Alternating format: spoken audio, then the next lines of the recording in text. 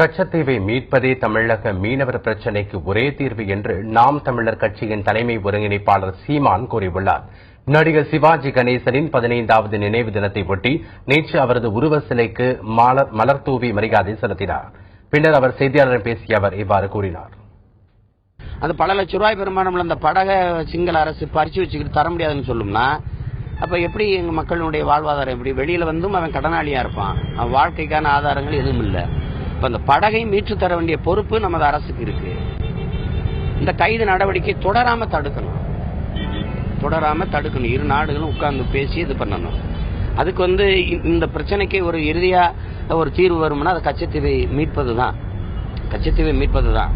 அதனால தீர்வு வந்துருமான்னு கேட்கறதெல்லாம் அது அர்த்தமற்றது. கச்சத்தீவை மீட்பதுதான் அதுக்கு சரியான வழி. அதுதான் இப்ப இறுதியா இருக்கிற முடியும். கச்சத்தீவு எனக்குன்னா என்னுடைய கடல் எல்லை அதிகம், அவனுக்குன்னா அவனுடைய கடல் எல்லை அதிகம்.